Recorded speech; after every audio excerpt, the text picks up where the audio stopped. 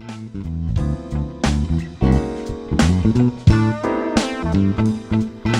attended a networking event this morning, and as I was meeting new people and building and connecting with people, what this lady said to me inspired me to shoot this video.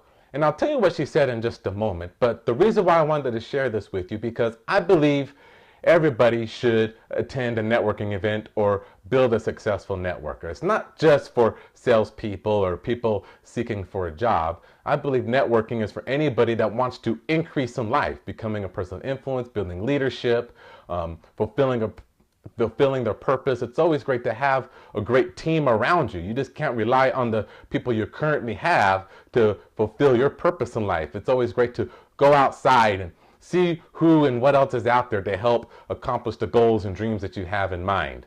Now, when I started networking, of course, if you've watched previous videos, I've shared with you that I'm naturally an introvert.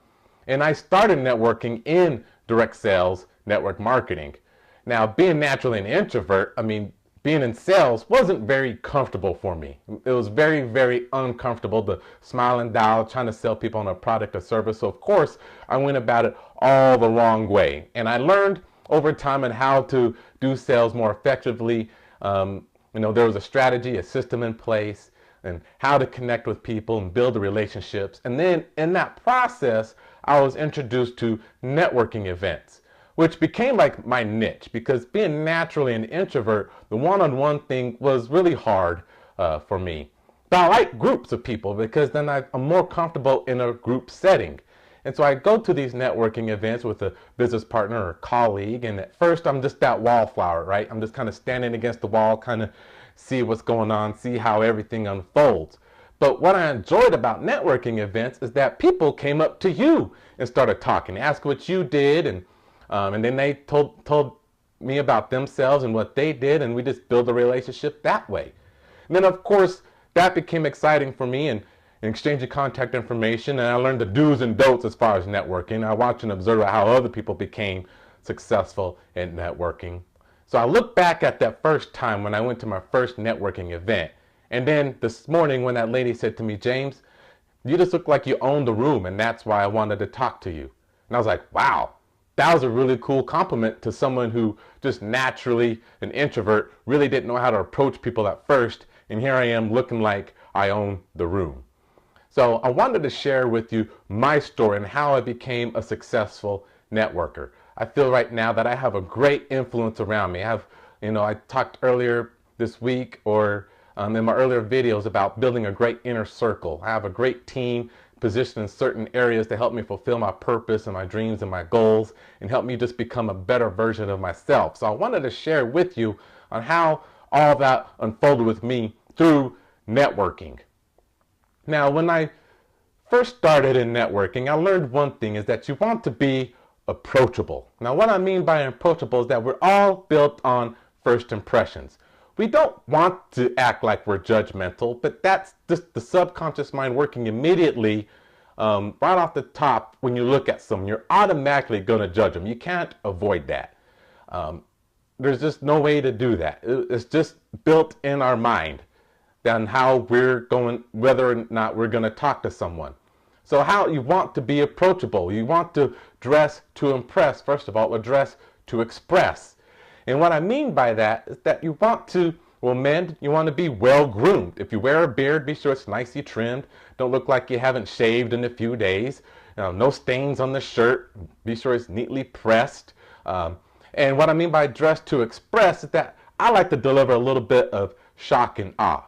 So a few years ago, I wanted to start wearing bow ties. I have no idea where that idea came from, but I just wanted to wear bow ties. So I learned how to tie a bow tie and wanted to try it out in these networking events. And now I'm just known to be this bow tie guy. And it immediately is builds an attraction to people to where, they say I wear a bow tie really well, and that just immediately strikes the conversation. So you want to be well groomed. Women, well, just look good. You guys know what to do with your makeup, your hair, and how you dress, and be sure you know the proper attire for a business event. Usually it's business attire or business casual, but if you're not sure, always default to business attire. A nice tie, press shirt, slacks at the minimum. And then as far as being approachable, there's an attitude you want to carry. In the beginning, I was a shy, bashful guy. Usually my head was down, scared to approach somebody. But over time, I started building a particular swag, a particular attitude. Like I said, now I own the room, right? And it took a little while to develop. Some people may have just that natural swag where their head is up, they want to engage, they want to interact with people. But you want to have but the way to build this attitude is first you want to have a positive attitude. You want to walk in there with just a positive mindset. I mean, there were times where I knew I was failing in the sales business and things weren't working really well, but I knew I had to do what I had to do in order to try to find some way to help my business grow. I had to talk to somebody to sell something. So, but I had this mindset, this negative attitude that I'm not sure if anybody's going to buy anything. I'm not selling really well. You want to erase all that. So take a deep breath before you enter in that networking event. Breathe out, just exhale, and just walk in with just this positive mindset, with your head up, just ready to interact with people. One way that I found out that worked really well for me, that I went in with no intention to sell. And I think everybody, whether you're a salesperson or not a salesperson, should go with not the intention to sell, but with the intention simply just to connect. All you want to do is just connect with somebody. Now, you don't have to connect with everybody in the room. I mean, usually we have an intuition that's built in us on who we want to go talk to. Just follow your intuition. And don't force yourself to connect with somebody. If you're not going to connect with them, then don't worry about it. Just move on to the next person, because maybe that next person you could connect with. There were times I went to a networking event where I didn't connect with anybody. But I didn't leave with my head down. I just found, okay, well, this wasn't the right event for me. Not every networking event is going to be successful. And you're not going to be successful at connecting with certain people that maybe there's a big center of influence that you want to connect with, and for some reason or not, you can't. Well, don't walk away with your head down. Just know that it didn't work that time, but continue going to the network events and continually attending them, and then perhaps over time you'll figure out a way on how to connect with somebody and how to connect with the people that you want to connect with. And have a good elevator pitch. Now, an elevator pitch, sometimes people say, can be up to 30 seconds. But when you're networking, you want your elevator pitch to be between 5 and 10 seconds. Because you want to be interesting, or you want to be interested, not interesting. You don't want it to be all about you.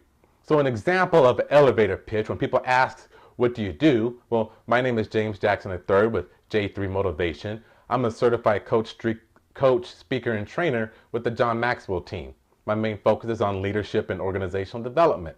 And then I just start asking questions about what they do and how they got into that business and where are they from and how they grew up. And I just keep asking questions. And any time they're trying to come back to me and ask questions, I just bounce right back, I answer real briefly and go right back into them and work my way to connect. My goal is I'd like to make a little game on who can ask the most questions. And if I win, then I know I've connected. Exchange business cards or contact information and whatnot, then I can move on to the next individual or to some other people within that group.